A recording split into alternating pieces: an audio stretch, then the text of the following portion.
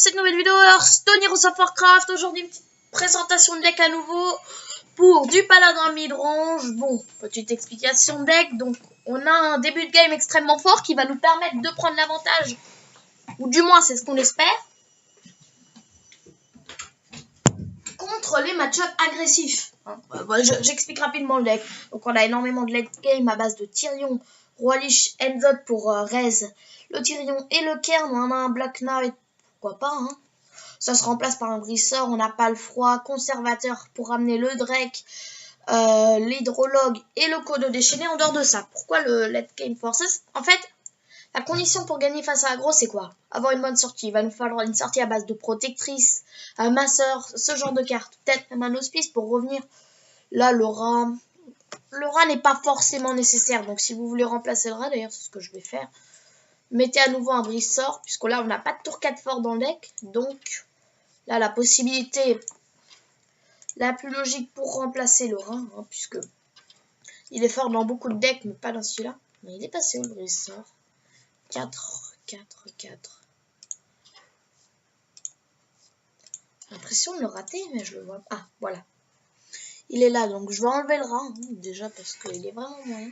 Mais en dehors de ça, du coup, on a une decklist extrêmement forte. On a le double d'esprit et le double par le froid, tout ça pour vraiment marquer un point. Le garde-paix pour se défendre, voilà, c'est ça.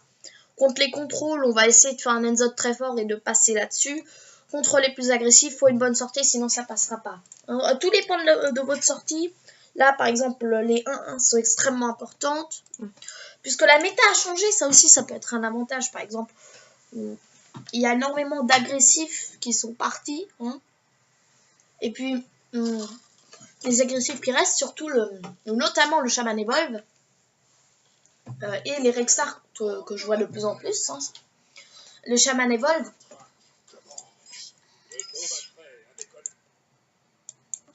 Shaman Evolve n'a pas un début de game très fort. Donc là, on garde ça et ça. Comme ça, au cas où on peut toujours faire un hospice si la situation dégénère. Je sens que bon, c'est pas forcément un très bon match-up, chasseur. Donc là, je vais préférer commencer avec pièce hydrologue pour voir si je peux faire des trades ou pas. Et s'il y a moyen d'améliorer la situation. Si je vois non, ça se combine bien avec l'hospice. En dehors de ça, je pense que dans Rédemption, c'est cool. Sinon, hein, c'est Hospice, Rédemption, on fait de notre mieux pour s'en sortir. Hein. Bon, autre possibilité, bien sûr, il a une mauvaise ligne de départ. On va prendre des traits, on va mettre le renfort, donc il peut servir de tour 2 également. Enchaîner sur des buts de pierre, mettre du board, avoir le d'esprit à pointe si besoin plus tard. Ça, c'est vraiment... Bon, ça, ce sera un plan de jeu sympa. Hein. Donc lui, il obtient ça, là. J'ai envie d'hospice, puisque... Ça, il va avoir un value trade. Et bon, mon tour est plutôt moyen. Donc, l'hospice est bien. On peut enchaîner sur un but de pierre. Après, je sais pas si on pouvait récupérer un taunt de type tour 3. La question se pose aussi, est-ce qu'il veut faire un tranche-gueule? Bon, donc, il décide de claquer ça. C'est raisonnable pour lui. Il détruit l'unique hospice du deck. Hein. Ça, c'est seulement parce que j'en ai qu'un seul. Si vous en avez deux, jouez les deux. Donc là, le barbe-feu qui est pris sans vraiment de remords, puisque c'est vraiment une carte anti-aggro extrêmement costaud. En plus, ça combine à nouveau avec la rédemption, comme je le disais. Là, on a envie de prendre des trades favorables. Ouais. Il va partir face, donc... Ah, il part pas encore face ce tour, c'est vrai. Mais là, on va surtout faire un tour à base de machin plus rédemption pour avoir un maximum de value trade. On va voir ce que ça donne. Mais bon. Là, on n'a pas. Là, le point de vue vol de vie est moyen, mais juste le fait d'avoir une provocation de bouclier divin qui va se réinvoquer, ça c'est déjà extrêmement fort vu que ça absorbe des coups. Au prochain tour, on peut enchaîner sur un Kodo et puis après à nouveau sur un d'esprit à pointe. Ok, lui va faire ça. Là, je pense qu'on a envie de l'Aldor. Hein. Aldor sur l'ours requin, c'est tout sauf mauvais. D'ailleurs, le Kodo est moyen, donc l'Aldor est cool. Par conséquent. Non, on récupère la rédemption, boum. On prendra un value trade là, et puis on va jouer les deux autres choses là. Voilà, on a le second Kodos qui a un peu détérioré la value du... Comment il s'appelle encore du conservateur, mais bon.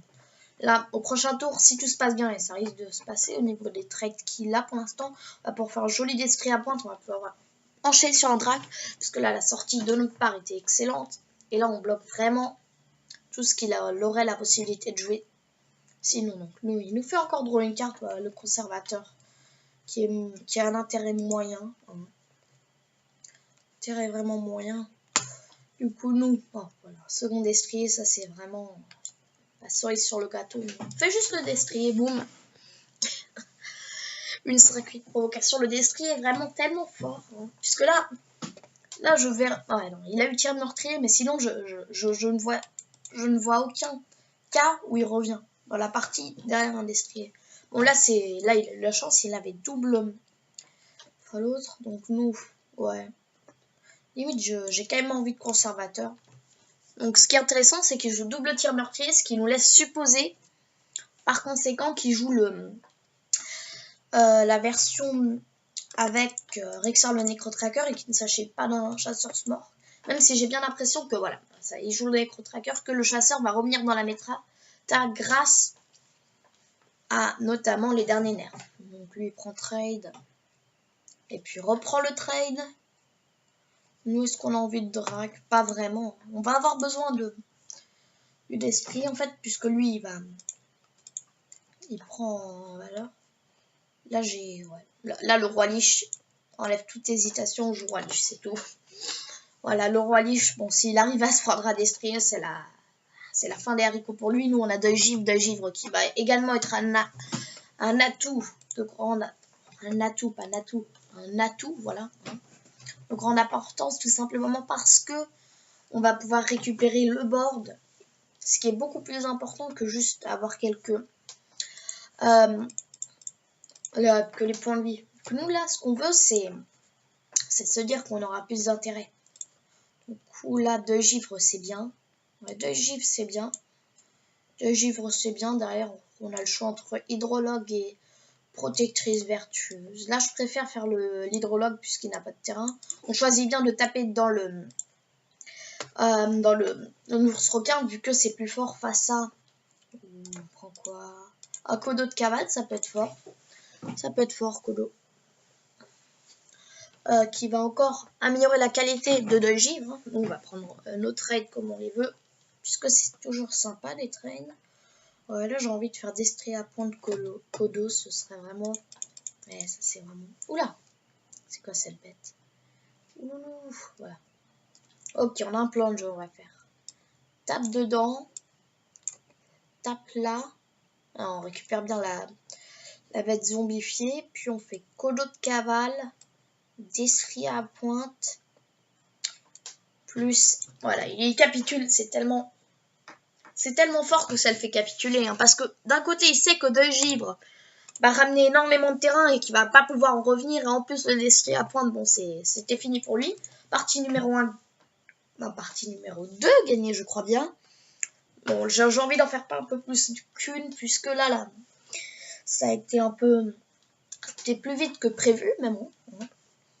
Là, les parties qui s'enchaînent, on n'a pas encore vu la valeur de Enzot, mais bon, ça se laisse présumer avec le Cairn et le Tyrion qui sont ramenés, plus les 2 amasseurs. Là, j'ai envie de tout relancer juste pour avoir la possibilité d'avoir soit un hospice, soit l'une des protectrices vertueuses, puisqu'il y a bien la possibilité, je rappelle, qu'il s'agit d'un guerrier face.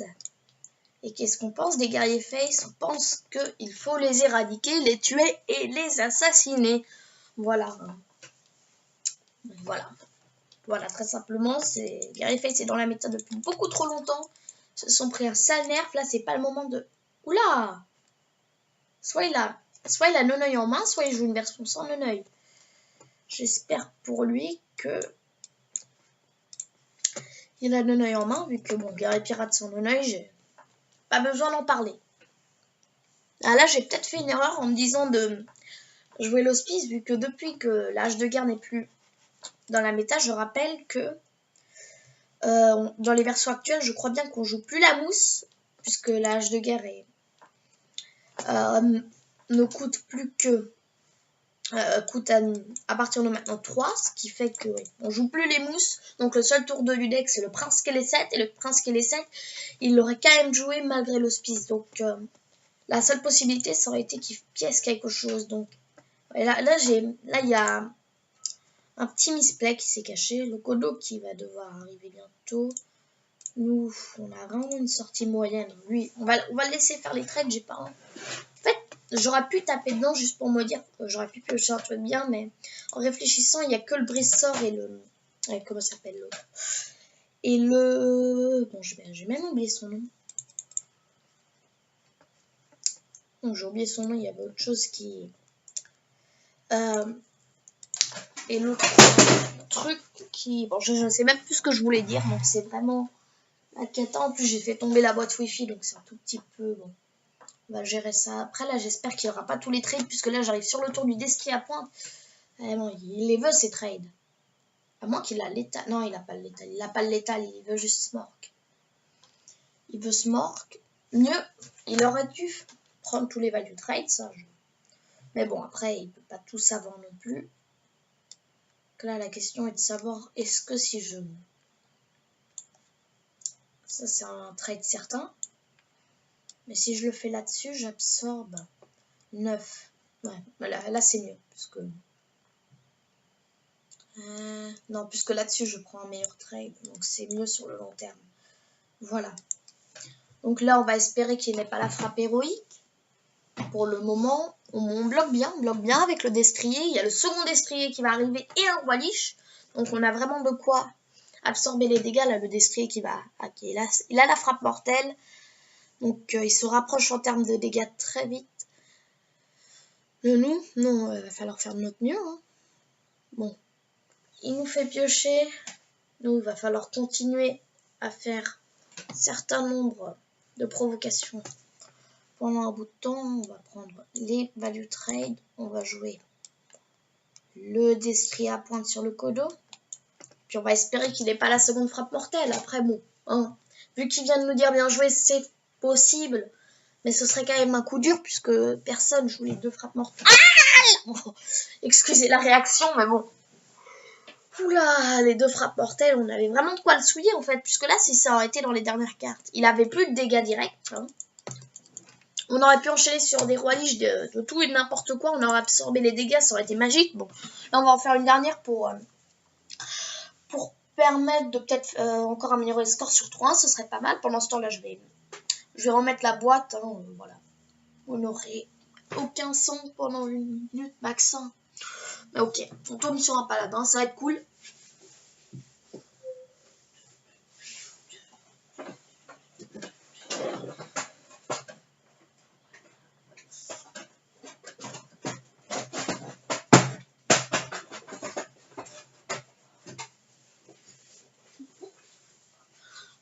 Voilà, c'est fait. Je suis de retour. Donc là, on relance quand on relance ça. On lance pas le but de pierre parce qu'il a l'air sympa, mais j'ai pas envie de l'appeler. Donc là, je rappelle quand même que bon, il a gagné, mais je sais même pas si on peut le compter comme ça, vu que la partie s'est jouée à rien. Bon. On n'avait pas de soin, donc pas de play possible, mais là, on avait double destrier et roi liche, c'est-à-dire qu'il en revenait jamais des dégâts. Nous, tout ce qu'on avait à faire réellement, c'était de se dire, espérer qu'il n'avait pas la seconde frappe mortelle et le tuer aussi vite que possible. Et ça, ce serait arrivé dans quelques tours. C'est-à-dire que vraiment, il lui restait 21 cartes dans le deck, il avait les frappes mortelles. Je ne sais même pas comment il a fait pour en piocher deux. Hein. Parce que personne ne garde une frappe mortelle en main de départ, je rappelle, ce serait... Disons que ce serait vraiment bête.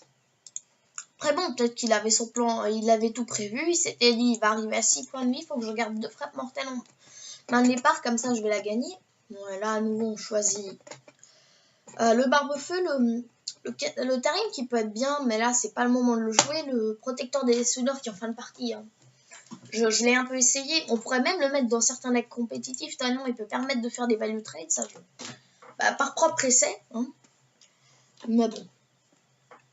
Je vais pas commenter toutes les cartes. Le barbe-feu est juste meilleur, puisque j'ai pas toujours envie, là, à moins qu'il joue le Murloc 3-3, de me dire que je vais claquer un garde-paix de la Haldor là-dessus.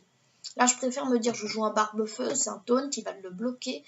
Il a bouclier divin, il est renforce et je récupère une rédemption sur par exemple un hydrologue, ça peut être vraiment fort. Bon là par conséquent, il y a moyen de réfléchir, ouais.